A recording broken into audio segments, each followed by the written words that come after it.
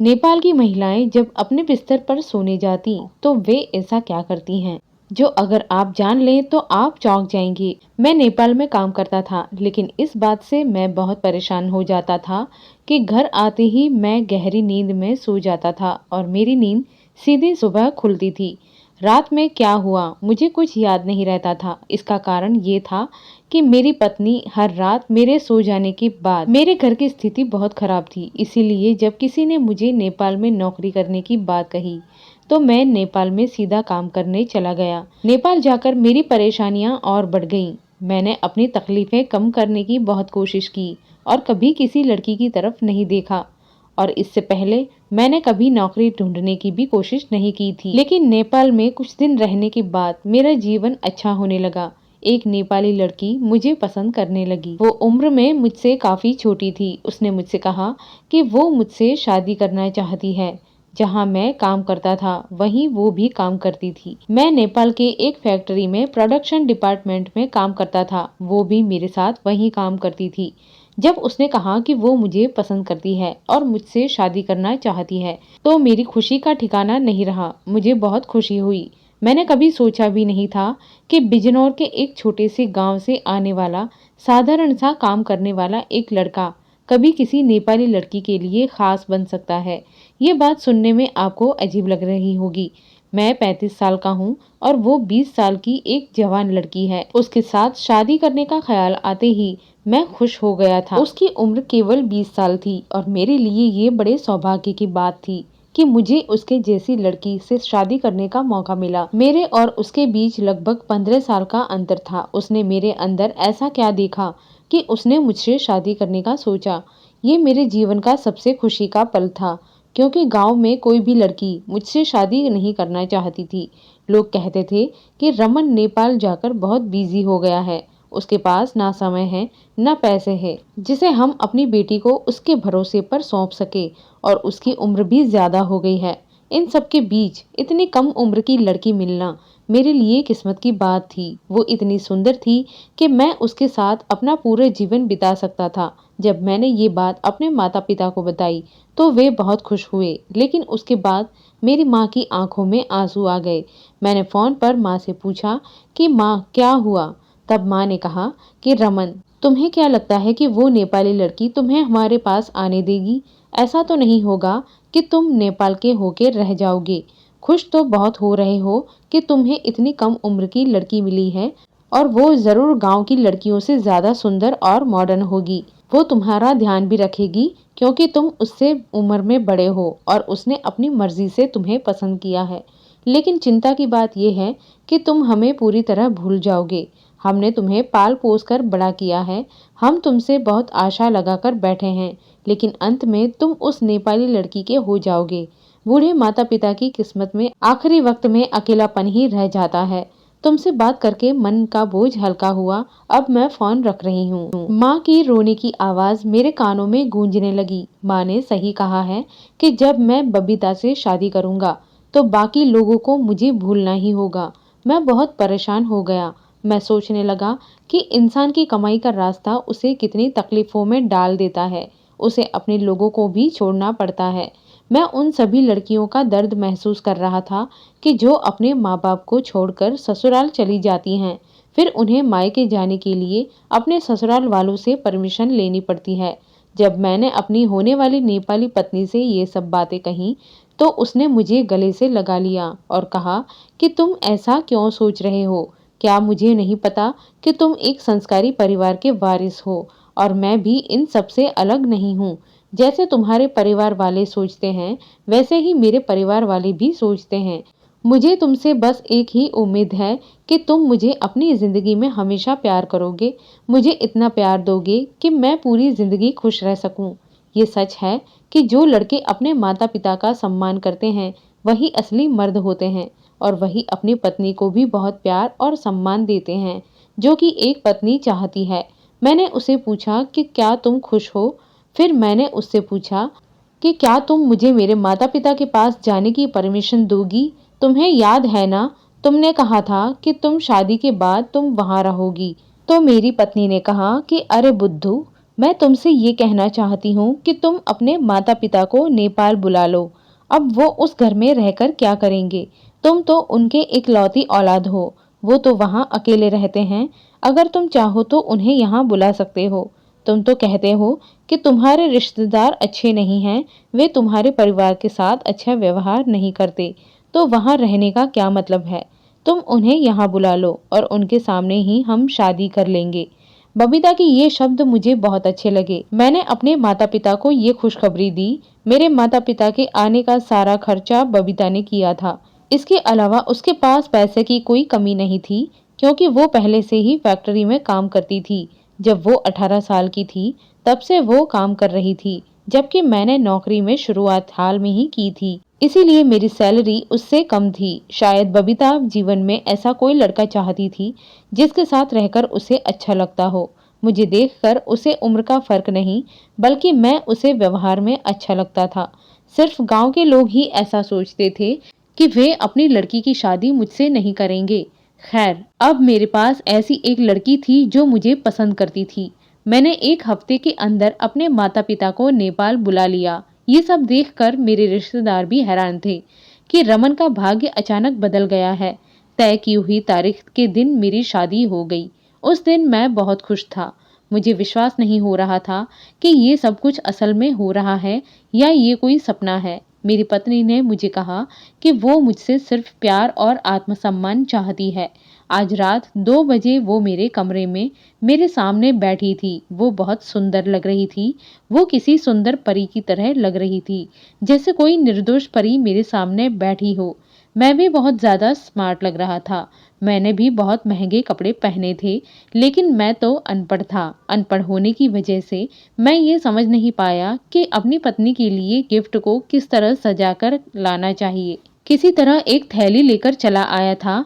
वो ठीक से पैक भी नहीं किया था, लेकिन मेरे पास एक अलग बैग था जो मैं आज सुबह ही लाया था, और मैं ये भी भूल गया था कि मेरी पत्नी को चॉकलेट पसंद है। वो चॉकलेट और टेडी बेयर बहुत पसंद करती है। मेरे पास पैसे थे, फिर भी मैं ये सब उसके लिए लाना भूल गया था। मैं उसके लिए एक छोटा सा आर्टिफिशियल सेट ही लाया था। मैंने पैसे इस सोच के साथ अपने पास रखे थे कि वो जो चाहेगी खरीद लेगी। मैं भूल गया था कि उसके पास पहले से ही बहुत पैसे हैं। मेरी पत्नी के पास पहले से एक बॉक्स था। शायद वो भी मुझे कोई उपहार देना चाहती थी। जब मैंने वो बॉक्स उसके हाथ में देखा तो मैंने पैसे देने का फैसला बदल दिया। मैंने तय किया कि अब उसे पैसे नहीं दूंगा। लेकिन वो मेरे हाथ में 2 बैग देख चुकी थी, जिसमें एक ज्वेलरी सेट था और दूसरे में पैसे थे। उसने मुझसे पूछा कि इसमें क्या है, तो मैंने कहा कि ये तुम्हारे लिए लाया हूँ। मैंने ज्वेलरी सेट उसे दिया। उसे बहुत पसंद भी आया, लेकिन दूसरा बैग मैंने उसे दिया और कहा कि तुम इसे कहीं रख दो। मैं सुबह उठकर तुम्हारे पास से ले लूंगा। ये मेरी रोज की जेब खर्च है। तब बबीता ने कहा कि मुझे तो लगा था कि तुम मेरे लिए कोई स्पेशल गिफ्ट लाए हो। ये ज्वेलरी सेट तो बहुत नॉर्मल था। वो ज्वेलरी सेट उसे पसंद तो आया, लेकिन वो खुश नहीं थी। मैंने कहा कि मुझे माफ करो बबीता, मेरे माता पिता के आने की खुशी में मैं भूल गया था कि तुम्हें कोई स्पेशल गिफ्ट देना चाहिए। लेकिन मैं तुम्हारे लिए कल इससे भी अच्छा गिफ्ट लाऊंगा जो तुम्हें बहुत पसंद आएगा। मेरी बात सुनकर वो मान गई। वो सब कुछ भूलकर अब मेरे गिफ्ट के बारे में सोचने लगी। मैं बिस्तर के नीचे हाथ डालकर कहता हूँ कि ये पैसे मैं बिस्तर के नीचे रख रहा हूँ। तभी उसके चेहरे का रंग उड़ गया। शायद इस शादी की वजह कोई और है, क्योंकि अगर ऐसा नहीं होता तो वो मुझे इस तरह से देखकर मेरे हाथ की ओर क्यों बढ़ती। मेरे मन में कई सवाल आ रहे थे। बबीता कहती है कि तुम ये क्या कर रहे हो, बिस्तर के नीचे क्या रख रहे हो? वो हंसते हुए मुझसे कहने लगी। मैंने कहा तो कहाँ रखूंगा? उसने कहा कि दो, मैं इसे अलमारी में रख देती हूँ, और उसने अलमारी खोलकर वहां रख दिया। सच कहूँ तो मुझे ये भी याद नहीं कि मैं कब सोया। जब मैं सुबह उठा तो मेरी पत्नी मेरे सामने बैठी थी और मुस्कुराते हुए मुझे देख रही थी। वो कह रही थी कि जल्दी उठो, बहुत देर हो रही है, हमें फैक्ट्री जाना है, वहाँ सब हमारा इंतजार कर रहे हैं। तुम्हारे माता पिता भी शायद सोचेंगे कि मैंने उनके बेटे को उनसे छीन लिया है, इसलिए जल्दी उठो, वैसे ही बहुत देर हो चुकी है। ये कहकर उसने चादर को ठीक से चारों तरफ फैला दिया और मुझे बिस्तर से उठने को कहा। मैं बाथरूम में चला गया। उसके इस व्यवहार से मुझे कुछ अजीब लग रहा था। ऐसा लग रहा था जैसे वो मुझसे कुछ छुपाने की कोशिश कर रही है। जब मैं बाथरूम से वापस आया तो वो बिस्तर पर बैठी थी। जैसे ही मेरी नजर उस पर पड़ी, वो अचानक चौंक कर बिस्तर पर लेट गई। ऐसा लग रहा था कि वो पकड़े जाने के डर से मुझसे कुछ छुपा रही थी। जब मैं बाथरूम से वापस आया तो वो बिस्तर पर बैठी हुई थी। जैसे ही मेरी नजर उस तरफ पड़ी, वो चौंक कर बिस्तर पर लेट गई। ऐसा लग रहा था कि वो कुछ छुपाने की कोशिश कर रही थी, इस डर से मैं कहीं उसे पकड़ न लूं। मैंने बबीता से पूछा कि इस बिस्तर के नीचे क्या है, तो उसने कहा कि बिस्तर के नीचे कुछ भी नहीं है। मैं तुमसे कुछ क्यों छुपाऊंगी? मैं बिस्तर के नीचे कोई गलत चीज क्यों रखूंगी? और मेरे पास क्या कोई खजाना है जो मैं बिस्तर के नीचे छुपाऊंगी? जैसे ही मैं पीछे मुड़ा, वो अचानक उठकर तैयार होने लगी और वहीं खड़े खड़े बिस्तर के नीचे से कुछ निकालकर जल्दी से उसे अलमारी में रख दिया और अलमारी में ताला लगा दिया। अब मुझे शक होने लगा कि अगर बबीता मुझसे सच में कुछ नहीं छिपा रही है, तो उसने अलमारी में क्या छिपाया और अलमारी में ताला क्यों लगा दिया। यही बात मेरे दिमाग में घूम रही थी। हम दोनों एक साथ घर से निकल गए और फैक्ट्री में जाकर अपना अपना काम करने लगे। कब रात हो गई पता ही नहीं चला। पूरा दिन हम फैक्ट्री में काम कर रहे थे। रात के 8 बजते ही हम अपने घर लौट आए और वो भी हमें देखकर बहुत खुश हुए। मेरी पत्नी ने एक जान पहचान वाले से एक घर किराए पर लिया हुआ था, जहाँ मेरे माँ बाप रहते थे, क्योंकि वो हमारे साथ उस घर में नहीं रह सकते थे जिसमें मैं रहता था। वो मेरी पत्नी का घर था और वो बहुत छोटा था, जिसमें सिर्फ एक कमरा था और एक छोटा सा बरामदा था। अगले दिन जब मैं किसी काम से घर से बाहर निकला तो मैंने मेरे एक दोस्त को देखा जो नेपाली था और काम करने आया था। जब मैंने उसे देखा तो मैंने उसके हालचाल के बारे में पूछा। उसने भी मुझसे बात करना शुरू किया। उसे मेरे शादी के बारे में पता था और हम एक चाय की दुकान पर बैठकर बात करने लगे। वो मुझसे अजीब अजीब सवाल पूछ रहा था और मेरी शादी की रात की बातें सुनकर वो हंस रहा था। मैंने उसे सख्ती से मना कर दिया कि इस बारे में मैं कोई मजाक नहीं सुनना चाहता। मैंने कहा कि मैं और मेरी पत्नी 2 शरीर हैं, लेकिन एक आत्मा है और हम एक दूसरे का सम्मान करते हैं। तब उसने कहा कि तुम तो पहले से काफी बदल गए हो। इन नेपाली लड़कियों से सावधान रहना। उसकी बात सुनकर मैं चौंक गया। मैंने पूछा कि तुम क्या कहना चाहते हो, किस चीज से सावधान रहूं? तो उसने कहा कि कुछ नहीं, ऐसे ही कह रहा था, सावधान रहना। उसकी बात सुनकर मैंने उसे अपने बिस्तर वाली बात बता दी, क्योंकि इसमें छिपाने या शर्म की कोई बात नहीं थी। मेरी बात सुनकर वो अचानक उछल पड़ा और कहने लगा कि तुम बिल्कुल सही कह रहे हो। तुम्हारी पत्नी बिस्तर के नीचे जरूर कुछ रखती होगी और तुम्हें इससे मना भी करती होगी। मैंने कहा कि हाँ, तुम सही कह रहे हो, ऐसा ही होता है। हो सकता है ये मेरा भ्रम हो, लेकिन मुझे लगता है कि मुझे सच्चाई का पता नहीं है। तब मेरे दोस्त ने कहा कि अपनी पत्नी पर शक करने से पहले 2-3 दिन तक ये सच्चाई जानने की कोशिश करो कि वो रात में सच में ऐसा कुछ करती है या नहीं। हो सकता है कि ये तुम्हारा भ्रम हो। मैंने कहा कि ठीक है, किसी दिन मैं बिस्तर उठाकर देखूंगा कि वो सच में बिस्तर के नीचे क्या रखती है और रात को सोने से पहले वो अजीब व्यवहार भी करती है। मैंने अपने दोस्त से ये बात बताई तो उसने कहा कि ठीक है, पहले 2-3 दिन देखो, फिर कोई फैसला लेना। रात में मेरा सबसे ज्यादा ध्यान बबीता के व्यवहार पर ही था कि वो बिस्तर के नीचे क्या रखती है, और फिर वही हुआ। रात होते ही बबीता का व्यवहार अजीब हो गया। बाकी सारी बातें वो मेरी सुनती थी, कोई आपत्ति नहीं जताती थी, लेकिन बिस्तर का ये रहस्य वो किसी भी तरह से नहीं बताती थी।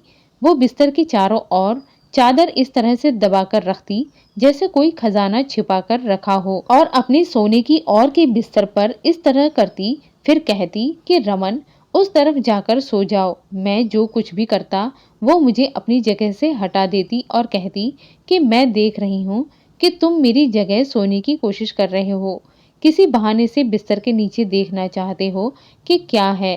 प्लीज ऐसा मत करो। मैं तुम्हारी पत्नी हूँ और इस घर में तुम्हारे अलावा मुझे कमरों की सफाई का जिम्मा लेना पड़ता है। मेरी तरफ का बिस्तर बिल्कुल ठीक है।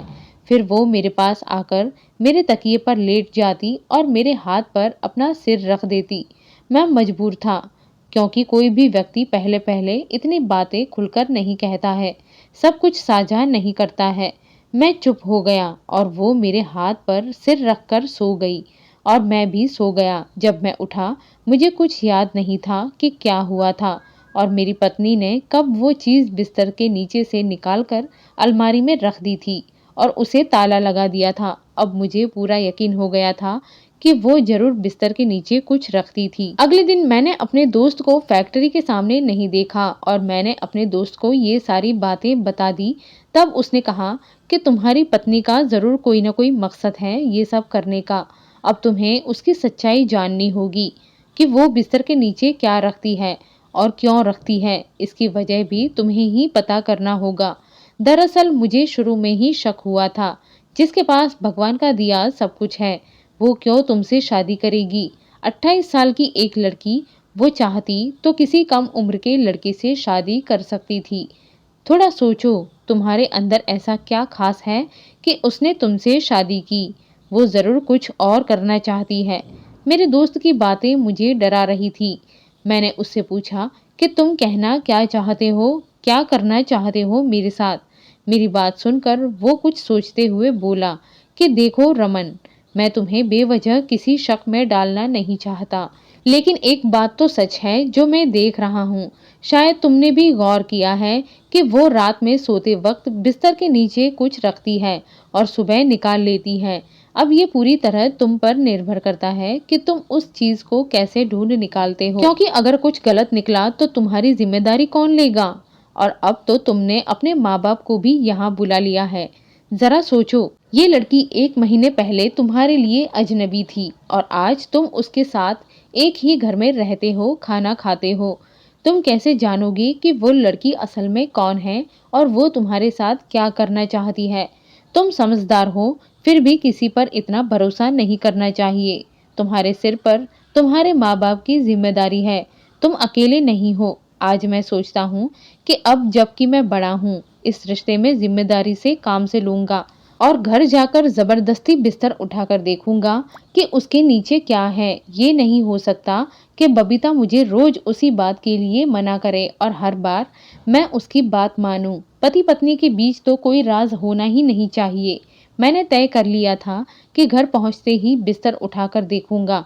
अपने दोस्त से बात करने के बाद मैंने फोन रख दिया। जब मैंने पीछे मुड़कर देखा तो मेरी पत्नी मेरे पीछे खड़ी थी और उसने सब बातें सुन ली थी।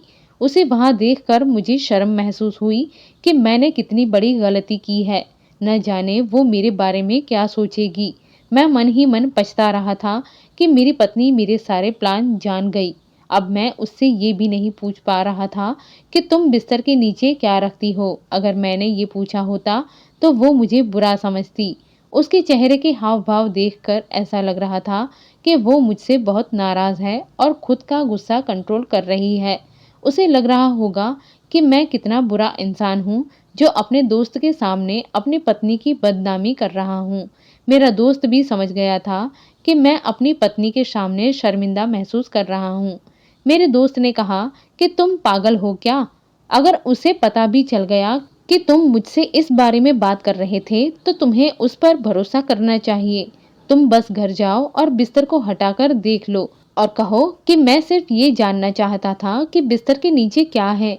अगर तुम इस छोटी सी बात से डरते हो तो ये तुम्हारे लिए और भी मुश्किल हो जाएगा, क्योंकि जितना तुम लड़कियों के सामने डरोगे वे तुम्हें उतना ही ज्यादा डराती रहेंगी। मेरे दोस्त की बात सही थी। सच में मैं इसी सोच में था कि वो एक नेपाली लड़की है और उसने मेरे जैसे इंसान से शादी की और मेरे माँ बाप को भी यहाँ बुला लिया। वो नेपाल के एक अमीर परिवार से थी, लेकिन उसने मुझे पसंद किया। ऐसा नहीं था कि मैंने उसे मजबूर किया या उस पर शादी के लिए दबाव डाला था। मैंने कोई जबरदस्ती नहीं की थी। अगर वो मेरे साथ खुशी खुशी रह रही है तो उसे मुझसे कोई बात छिपानी नहीं चाहिए। मेरे दोस्त ने जब मुझे ये सब समझाया तो मुझे थोड़ी राहत मिली। मैंने सोचा कि अब मैं उससे सीधे बात करूंगा। मेरा दोस्त वहां से चला गया और मैं फैक्ट्री के अंदर चला गया। शाम को जब हम घर लौटे तब मेरा मूड थोड़ा बदला हुआ था। मेरी पत्नी ने मुझे देखकर कोई बात नहीं की। कुछ देर बाद उसने पूछा कि क्या हुआ? तुम टेंशन में लग रहे हो। मैं घबरा गया और कहा कि मैं हैरान नहीं हूँ, बस थका हुआ हूँ। और मैं ये पूछना चाहता था कि तुम बिस्तर के नीचे क्या रखती हो? तब उसने कहा कि मैंने सब कुछ सुन लिया है, जो तुम और तुम्हारा दोस्त कह रहे थे। अपनी पत्नी की ये बात सुनकर मुझे शर्मिंदा होने के बजाय अपने सवाल पर ही अड़े रहना पड़ा। मैंने कहा कि ठीक है, तुमने सुन लिया है, इसमें क्या गलत है? तुम खुद ही मुझे बता दो कि तुम बिस्तर के नीचे क्या रखती हो। क्या मुझे इस पर कोई अधिकार नहीं है? मेरी पत्नी मुस्कुराते हुए बोली कि तुम्हें किसने मना किया बिस्तर के नीचे देखने से? मैं तो बेवजह ही तुमसे छुपा रही थी, क्योंकि मुझे ये बातें कहने में अच्छा नहीं लगता। आओ तुम खुद ही देख लो कि बिस्तर के नीचे क्या है। उसने बिस्तर को हटाकर जमीन पर रख दिया। बिस्तर के नीचे बिल्कुल खाली था। सच में वहां कुछ भी नहीं था। मैंने कहा कि तुम जरूर रात को बिस्तर के नीचे कुछ रखती होंगी। मुझसे झूठ मत बोलो। फिर उसने कहा कि देखो रमन, मुझे झूठ बोलने की आदत नहीं है। अगर मैं सच में बिस्तर के नीचे कुछ रखती तो इसे तुमसे क्यों छुपाती? ठीक है, अगर तुम्हें मुझ पर भरोसा नहीं है तो अगली बार जब मैं कुछ रखूंगी तुम खुद ही देख लेना और मुझसे पूछ लेना कि मैं क्या रखती हूँ और क्यों रखती हूँ। मैंने कहा ठीक है, ये तो उम्मीद की जा सकती है। अब से तुम मुझसे कोई बात नहीं छुपाओगी। उस दिन के बाद कुछ ही दिनों में हमारी शादी को 1 महीना बीत गया, लेकिन घर आते ही मुझे बहुत नींद आने लगती। इतनी गहरी नींद आती कि मेरी आंख सुबह ही खुलती और नींद खुलने पर मैं सोचता कि रात में मैंने क्या किया और क्या नहीं किया। मुझे ये तक याद नहीं रहता कि मैं कैसे सोया था। मुझे ये भी याद नहीं रहता था कि घर आकर मैंने कब खाना खाया और क्या खाया। अब मुझे चिंता होने लगी कि ये मेरे साथ क्या हो रहा है। मैं सोचता कि हो सकता है मेरी पत्नी खाने में कुछ मिला देती हो या मेरे साथ कुछ ऐसा करती हो कि मुझे गहरी नींद आ जाती है और मैं बेहोशी जैसी नींद में सो जाता हूँ। मैंने ये जानने की बहुत कोशिश की कि मेरे साथ आखिर ये क्या हो रहा है, लेकिन मेरी सारी कोशिशें बेकार हो जाती। मैं हमेशा सतर्क रहता और पत्नी के हाथ का कुछ नहीं खाता था। एक दिन ऐसा भी हुआ कि मैंने बाजार से खाना लाया और हम दोनों ने वही खाना खाया। उस दिन भी जैसे ही मैं कमरे में गया, मुझे तुरंत नींद आने लगी। लेकिन अच्छी बात यह थी कि अगले दिन ठीक 6 बजे मेरी आंख खुल गई। सुबह उठकर मैं बहुत अच्छा महसूस कर रहा था, लेकिन रात की बातों को लेकर मैं कुछ भी ठीक से सोच नहीं पा रहा था। मैं ज्यादातर समय अपने काम में मन लगाता था और मेरी पत्नी भी यही करती। वो मेरे साथ फैक्ट्री जाती और अपने काम में व्यस्त हो जाती और रात को घर आकर हमारे दोनों के लिए खाना बनाती। मैं भी कभी कभी उसके साथ काम करता था। आखिरकार मैंने मजबूर होकर अपनी पत्नी से बहुत प्यार से पूछा कि जान, अब तो बताओ तुम ऐसा क्या जादू करती हो कि घर आते ही मुझे नींद आ जाती है और बिस्तर वाली बात तो मैं भूल ही गया था। तुम बिस्तर के नीचे क्या रखती हो? तब वो हंसते हुए बोली कि देखो, अगर तुम्हें लगता है कि मैं तुम पर कोई जादू टोना कर रही हूँ तो ये बिल्कुल गलत है। जादू से तो मैं बहुत दूर रहती हूँ और जो लोग जादू टोने पर विश्वास करते हैं उनसे तो मैं नफरत करती हूँ। हाँ, लेकिन एक जादू तो मैंने जरूर किया है तुम पर। उसने कहा। मैं घबराकर पूछ बैठा कि क्या? कुछ दिनों से मुझे ऐसा लग रहा था जैसे मैं किसी जादू के वश में हूँ। देखो, तुम सब लोग देर रात तक बाहर नहीं रहते, लेकिन हमारे शहर में ऐसा नहीं होता। यहाँ तो सभी मर्द जल्दी से घर लौट आते हैं और परिवार के साथ सो जाते हैं। यहाँ रात में कोई दोस्तों के साथ बाहर नहीं जाता, ना ही घर से बाहर निकलता है। महिलाएं भी रात में घर से बाहर नहीं निकलती। यहाँ बच्चों को भी इसी तरह से पाला जाता है कि रात में 8 बजे तक सभी सो जाते हैं और सुबह 6 बजे उठ जाते हैं। मैंने सुना है कि दूसरे शहरों के लोग देर रात 1-2 बजे तक घर आते हैं, लेकिन यहाँ ऐसा कुछ नहीं होता। यहाँ के नियम बिल्कुल अलग हैं। तुम तो अपने शहर की तरह ही चलते थे। फैक्ट्री से आने के बाद खाना खाकर बाहर चले जाते थे और मैं घर में अकेली तुम्हारा इंतजार करती थी। मुझे तुम्हारी ये आदत बिल्कुल पसंद नहीं थी। मेरी बात का बुरा मत मानना, लेकिन तुम्हारा यही नियम सही नहीं था। तुम्हें रात में घर पर रहना चाहिए और अपनी पत्नी का ख्याल रखना चाहिए। हालांकि तुम मेरी मदद करते हो, लेकिन तुम्हारा बाहर जाने का मन बना रहता था। मुझे लगा कि अगर मैं इस पर बहस करूंगी तो तुम मुझसे नाराज हो जाओगे और सोचोगे कि शादी करके मैं तुम्हें बदलने की कोशिश कर रही हूँ। सच बताओ, क्या तुम्हें घर पर रहकर पत्नी का ख्याल रखना अच्छा नहीं लगता? ऐसा भी तो हो सकता है कि तुम्हारी पत्नी को कोई नुकसान पहुंचा दे, तब तुम क्या करोगे? मैं तो बस यही चाहती थी कि तुम जल्दी घर आओ और जल्दी सो जाओ। मैं नहीं चाहती कि मेरे पति किसी परेशानी में फंसे या कोई मुसीबत उन पर आए। हम साधारण लोग हैं और सादगी से जीवन जीना चाहते हैं। इसीलिए मैं तुम्हारी आदतें बदलने की कोशिश कर रही थी।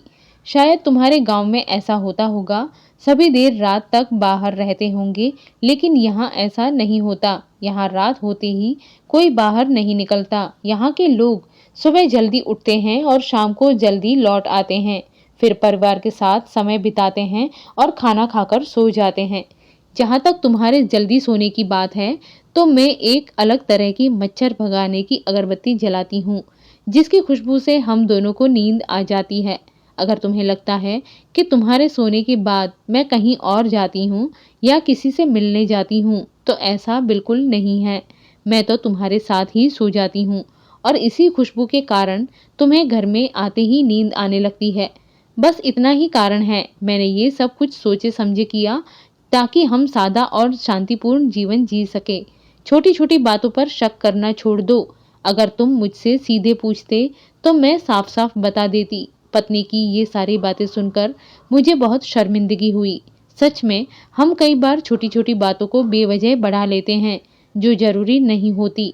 इसी सोच में हम कई बार शक करने लगते हैं, जो हमारी सारी खुशियां धीरे धीरे खत्म कर देता है। मैं आप सभी लोगों को यही कहना चाहूंगी कि अगर आपको किसी पर शक होता है तो सीधे जाकर उस इंसान से बात करिए। कभी अपने जीवन साथी पर शक मत करिए, नहीं तो आपकी खुशियों से भरी जिंदगी पूरी तरह से बर्बाद हो जाएगी। ये शक ऐसी चीज है जो सिर्फ घर नहीं बल्कि इंसान की जिंदगी भी तबाह कर देती है। भगवान की कृपा से रमन की पत्नी समझदार थी और उसने रमन को समझाने का अच्छा फैसला लिया। आज की कहानी कैसी लगी दोस्तों, कमेंट बॉक्स में अपनी राय जरूर दें। कहानी अच्छी लगी हो तो कहानी को लाइक करें, चैनल को सब्सक्राइब करें और बेल आइकन प्रेस करें, ताकि नई वीडियो की नोटिफिकेशन आपको सबसे पहले मिले। धन्यवाद।